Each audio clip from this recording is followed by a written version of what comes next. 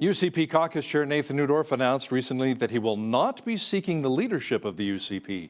Four other candidates have already put their names forward, including former Finance Minister Travis Taves, former Wild Rose Party leaders Brian Jean and Daniel Smith, and independent MLA Todd Loewen.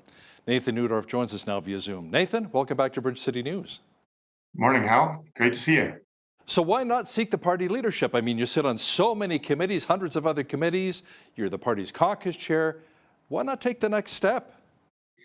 Well, I like to do things well, Hal, and I have only been in this job for 3 years. And though I have a pretty extensive resume to date, there's a few more things I'd like to accomplish and work on and learn. And I think that needs to be considered. It's not just about the leadership. It's also about leading the entire party in 87 constituencies into a general election, a little less than a year from now. So there's a little bit of that networking, a little bit of that organizational development that I haven't quite accomplished yet. I'll keep working on it, but my time's not quite yet. Have you officially thrown your support behind another candidate? Well, at this time as caucus chair, I think that would probably not be helpful. I support lots of those individuals moving forward. I'd like to see that, but my focus as caucus chair, my focus now that I've decided not to put my name forward for leadership is to work on unity. So no matter who the grassroots pick, I can work with them, work to continue to work on unity for our party, our Conservative movement, make sure the team is working together, and maybe prematurely picking a side or picking a favorite might not be seen as the best path forward as caucus chair. Let's chat a bit about that unity here for just a moment. We've seen a lot of infighting within the party. What will it take to really unite the United Conservative Party once again as we head in towards next year's provincial election? Well, I think it's going to take a number of things, Hal. I think it's going to start with listening, truly listening to the people of Alberta, particularly the Conservative movement. I think it's going to take time to consider those different perspectives with a sincere respect for different ideas and different pathways forward. It's going to take hard work, and I think it's going to take clear vision. I think whoever wants to become the leader of not just the United Conservative Party, but the Premier of Alberta will need to present that clear vision on how we continue to recover from the pandemic, how we move forward with economic initiatives, and how we respond to Ottawa and some of the work that they've done, which, to be quite frank, is often opposed to the direction Alberta wants to see them go and see ourselves go. Let's chat a bit about Jason Kenney's leadership review. Just over 51%, that's not enough of a mandate to really stay on, so he decided to step down. He's staying on as interim leader for now until you choose a new leader. Were you surprised that it came in so low, just over 51 points? Well, unfortunately, I wasn't overly surprised. I have spent a lot of time in my constituency, a lot of time talking to people right around the province, and there was a great level of discontent. I mean, picking an actual number, that was very, very difficult to do.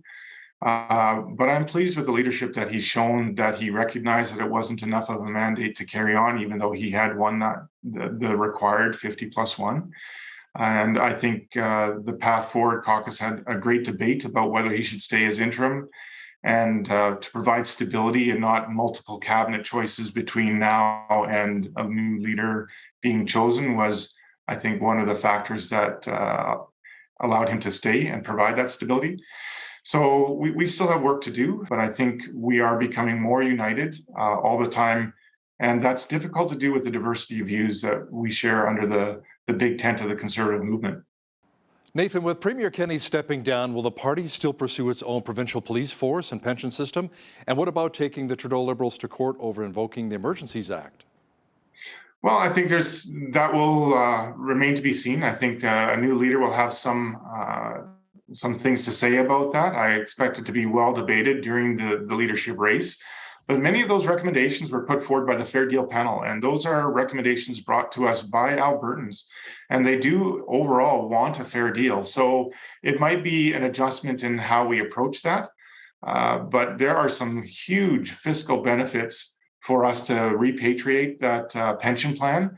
And if we're going to have our own police force, which would add many benefits to our rural areas in particular, And we want to see the RCMP continue more on a level similar to where the FBI and CIA would operate in the United States. That higher level of national security, I think the RCMP does very, very well.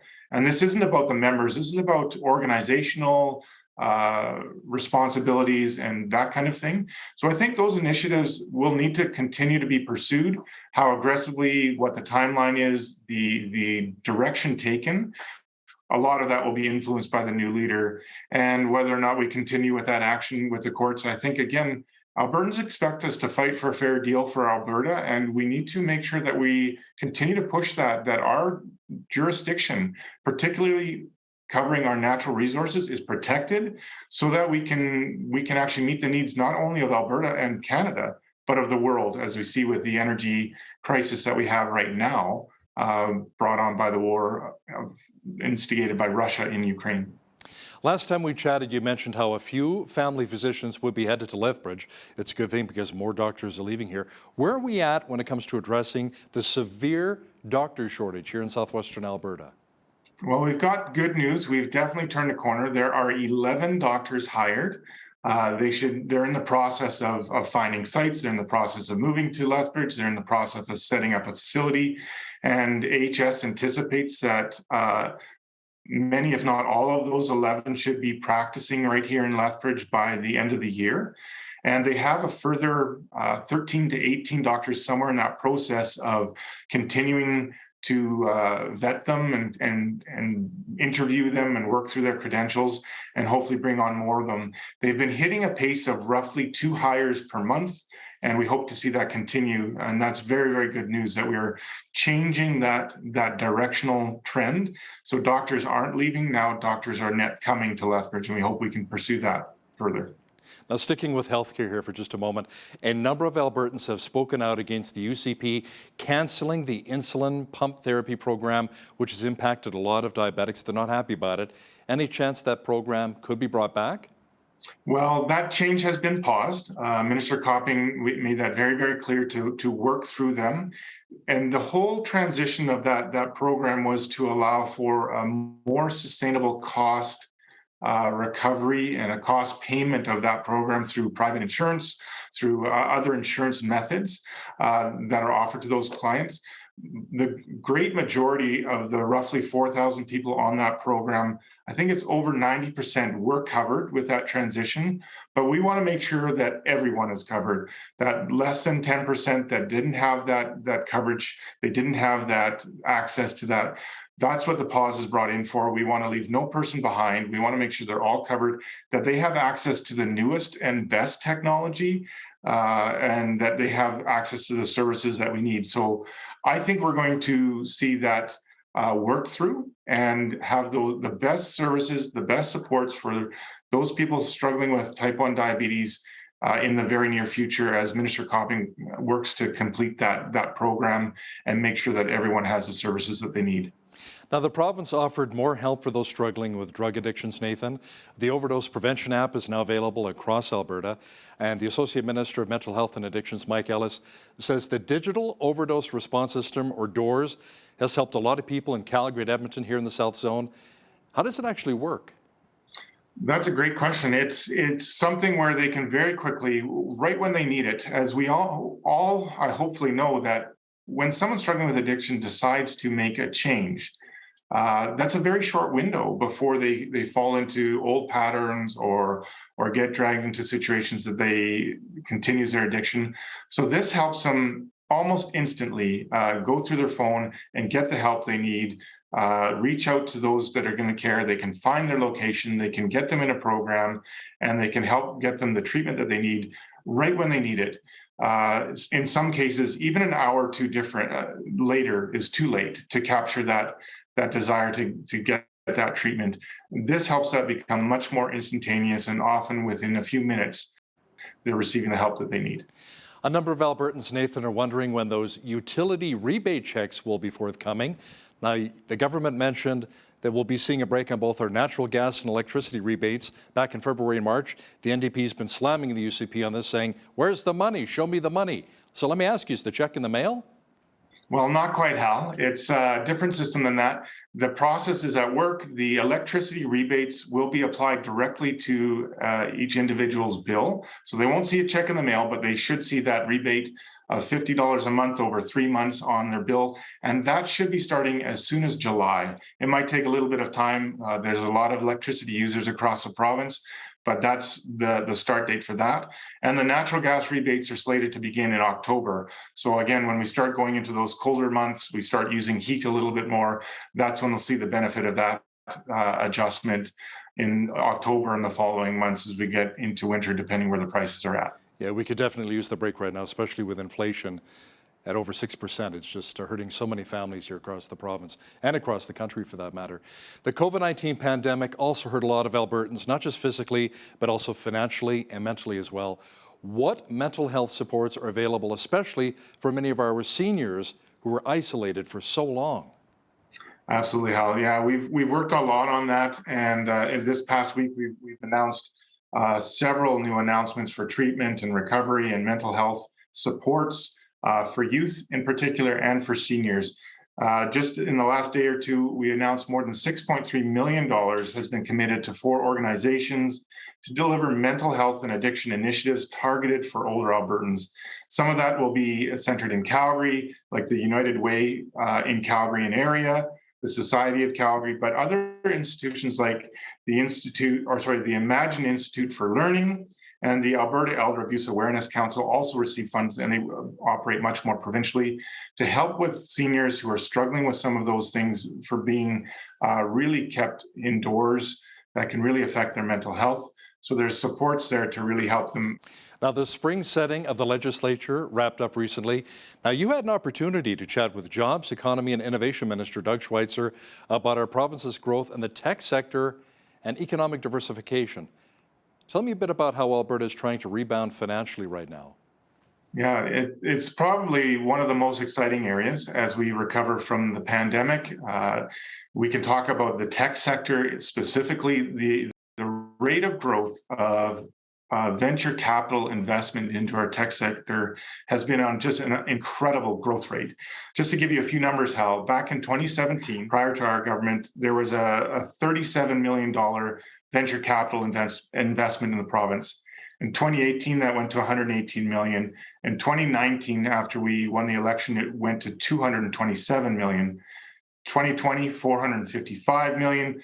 Last year, 561 millions in tech sector. And this year, first quarter alone, we're already at $466 million.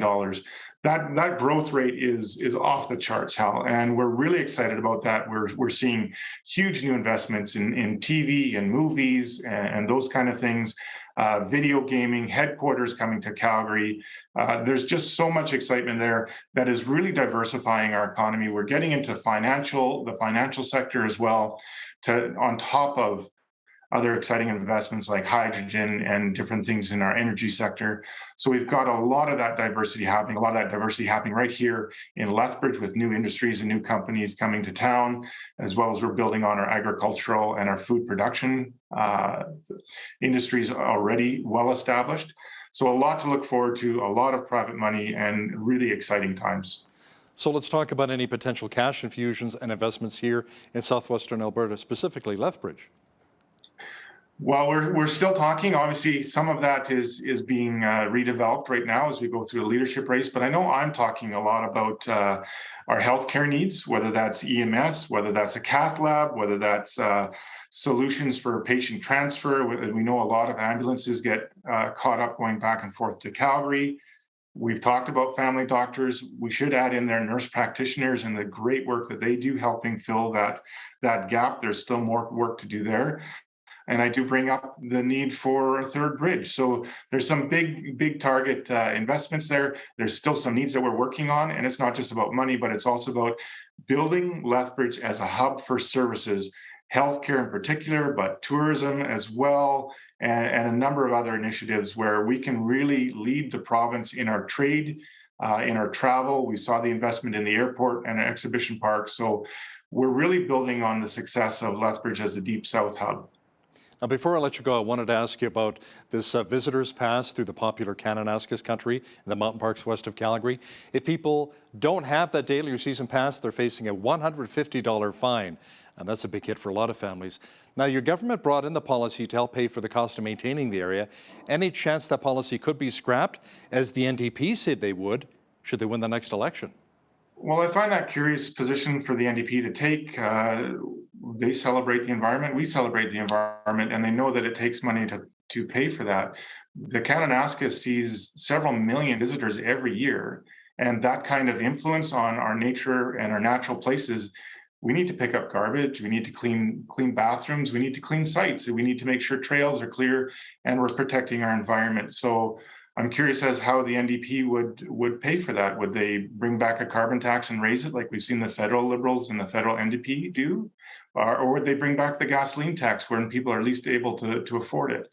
I think $10 a day for a user pay to help maintain those areas is the best approach on a user pay system. And I think everybody wants to see our environment and natural places kept pristine and clear and cleaned up. So that does take a cost, and it's minimal at that. And I think we saw great success last year with over $10 million reinvested in those parks and natural spaces that we all love to celebrate. Lethbridge East MLA and UCP Caucus Chair Nathan Neudorf, thanks so much for your time today. Thank you, Hal. Appreciate it as always.